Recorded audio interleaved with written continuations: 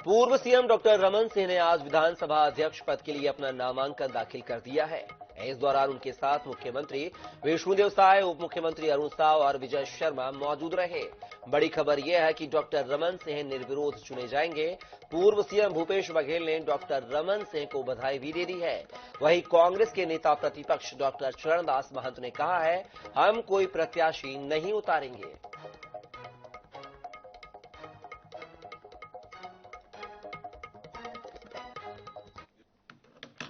पहले तो मैं डॉक्टर चरणदास महंत जी को बधाई दूंगा कि वो नेता प्रतिपक्ष हमारे चुने गए, कांग्रेस विधायक दल के नेता बने हैं और उनका विधानसभा और लोकसभा में बहुत लंबा अनुभव रहा है।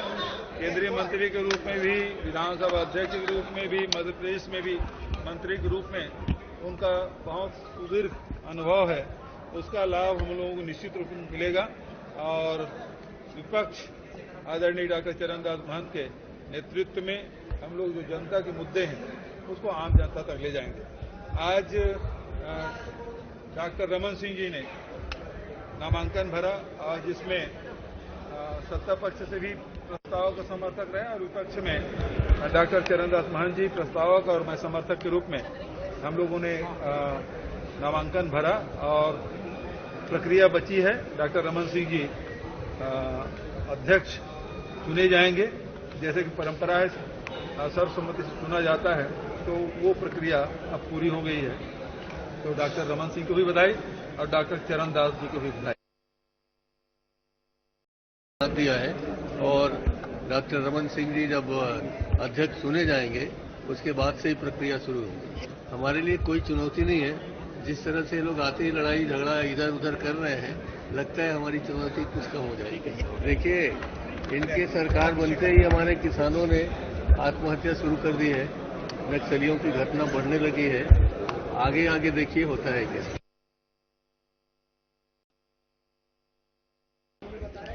विधानसभा पहुंचे पूर्व सीएम डॉक्टर रमन सिंह नामांकन दाखिल करने और पूर्व सीएम भूपेश बघेल और जो नेता प्रतिपक्ष है चरणदास महंत वह प्रस्तावक बने हैं। सीधे बात करेंगे। सर, एक नई परंपरा देखने को मिली, प्रस्तावक बने।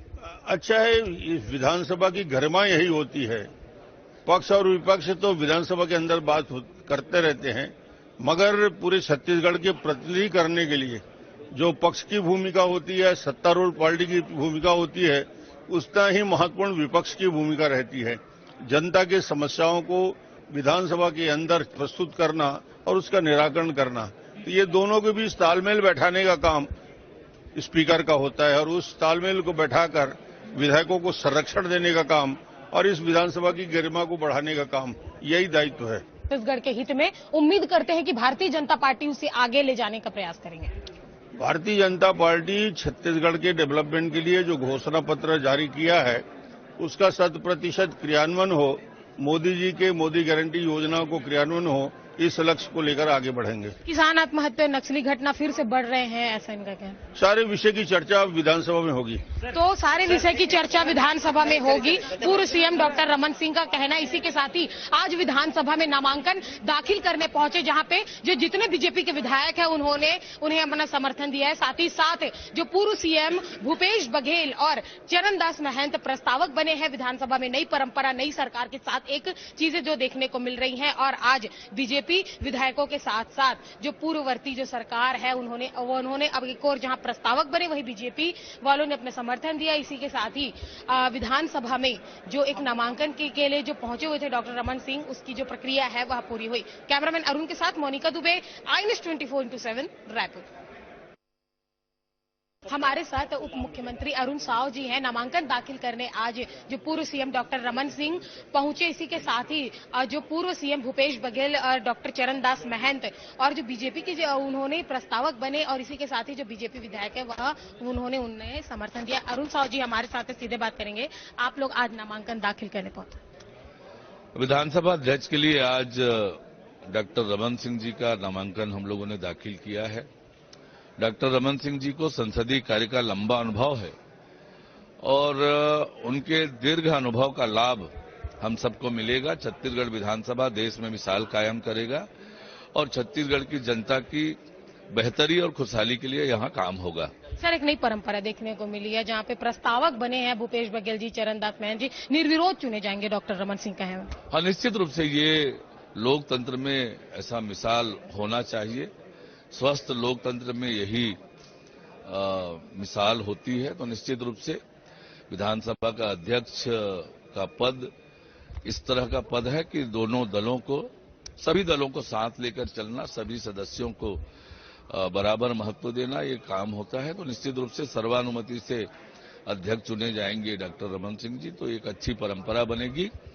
और डॉक्टर रमन सिंह जी एक दीर्घ अनुभव रखते हैं संसदीय कार्य का, तो उनके अनुभव का लाभ भी हम सबको मिलेगा। एक आखिरी सवाल सर, किसान आत्महत्या को लेकर जहां कांग्रेस फिर से आप लोगों की घेरने की तैयारी में, वही दूसरी ओर नक्सली जो है वह अपना फन उठा रहे हैं, कुचलने की क्या तैयारी होगी आपकी?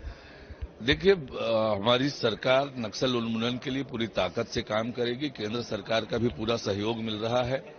रही बात किसान के आत्महत्या की, तो ये तो चरणदास महंत जी को देखना चाहिए कि 5 साल में उनकी सरकार ने किसानों की क्या दुर्दशा की है, और उसी का ये परिणाम है। ये तो उसके लिए उनकी पार्टी, उनकी सरकार दोषी है। तो जिस तरीके से अरुण साव जी हमारे साथ बने थे, आपने उन्हें सुना। एक और जहां पूर्व सीएम भूपेश बघेल और नेता प्रतिपक्ष चरणदास महंत ने रमन सिंह को अपना प्रस्ताव जो है, रमन सिंह का जो है वो सपोर्ट है वह किया है, प्रस्तावक बने हैं। इसी के साथ ही जो जितने जो बीजेपी विधायक है उन्होंने अपना समर्थन दिया है। अरुण साव जी को आप लगातार सुन रहे थे, और एक नई परंपरा, एक नया आगाज इसे माना जा सकता है, जहां पर नई एक रीति नीति से इस चीज की शुरुआत होने वाली है। और आज जो नामांकन दाखिल करने वह विधानसभा पहुंचे। इसी के साथ ही बड़ी संख्या में जो बीजेपी के जो विधायक दल है वह भी पहुंचे। हमारे साथ विजय शर्मा जी हैं। बड़े मत से उन्होंने जो जीत है वह हासिल की है, और आज पहुंचे हुए विधानसभा। भूपेश बघेल जी ने, चरणदास महंत जी प्रस्तावक बने हुए हैं। जी, आदरणीय डॉक्टर रमन सिंह जी के चुनाव के लिए कांग्रेस भाजपा दोनों के ही, मैं खुद समर्थक के नाते मैंने हस्ताक्षर किए हैं, और कांग्रेस के से चरणदास महंत जी प्रस्तावक और भूपेश बघेल जी ने समर्थक के नाते हस्ताक्षर किया हुआ है। सर्वसम्मत सदन के प्रस्ताव से वो चुने जाएंगे। कवर्धा के मामलों को अगर देखा जाए सर, तो वहां पे आपने एक बड़ी जीत दर्ज की है। कितनी चुनौती भरा यह जीत जो है आपने देखा है? भयंकर चुनौती थी, भयंकर चुनौती थी। उनकी आदत बड़ी गड़बड़ है, करप्ट प्रैक्टिसेस करते हैं। पूरा विभाग उनके साथ चुनाव लड़ता है। विभाग के अधिकारी कर्मचारी भी चुनाव लड़ते रहते हैं, पैसे का बड़ा खेल करते हैं। ये सब चीजें अच्छी नहीं है, कहीं भी वो समाज को बिगाड़ने वाली चीजें होती हैं, वैसे करना नहीं चाहिए। कवर्धा की चुनौती बड़ी थी, परंतु जनता ने लड़ाई लड़ी, भाजपा के देवतुल्य गांव-गांव के कार्यकर्ताओं ने लड़ाई लड़ी, और ये जीत उन्होंने दर्ज की। नई रीति नीति, नई परंपरा, क्या छत्तीसगढ़ियावाद के लिए भारतीय जनता पार्टी भी कोई नया कदम उठाने वाली है? छत्तीसगढ़ियावाद के लिए कदम मतलब क्या है भाई? मतलब आप मछली से पूछेंगे कि पानी में आप कैसा करेंगे करके, तो भैया मछली तो पानी में ही रहती है ना भाई। हम तो छत्तीसगढ़ के है ना भाई, उसमें और क्या करना है? कांग्रेस सरकार का कहना है कि हमारी योजनाओं को आगे बढ़ाने का काम बीजेपी करेगी, ऐसा उम्मीद करते हैं। जी, अच्छी जो योजनाएं होंगी निस्संदेह उनको आगे बढ़ाया जाएगा। इम्प्लीमेंटेशन पार्ट उनका बहुत गड़बड़ था, क्योंकि उन्होंने हर चौक चौराहे पे पैसे की खोज की, और पैसे की अगर हर चौक चौराहे पर खोज करेंगे तो आप इम्प्लीमेंटेशन उचित नहीं कर पाएंगे। इसलिए जो योजनाएं अच्छी हैं उसको बिल्कुल रखा जाएगा, और कुछ बहुत खराब योजनाएं हैं जिनको मैं सोचता हूं बंद। आखिरी सवाल सर, नई रणनीति के तहत काम किया जाए? निस्संदेह। तो निसंदेह कहना ही है इनका कि निसंदेह नई रणनीति के तहत काम किया जाएगा। एक और कांग्रेस सरकार जो पूर्ववर्ती रही, उनका यह कहना है कि हमारी रीति नीतियों को निश्चित तौर पर बीजेपी आगे पहुंचाएगी, ऐसा हम उम्मीद करते हैं। आज नामांकन दाखिल करने का दिन था। भूपेश बघेल और चरणदास महंत प्रस्तावक बने, बीजेपी विधायकों ने अपना समर्थन दिया। इसी के साथ ही INH 24/7 से खास बातचीत की विजय शर्मा ने। कैमरामैन अरुण के साथ मोनिका दुबे, INH 24/7 रायपुर।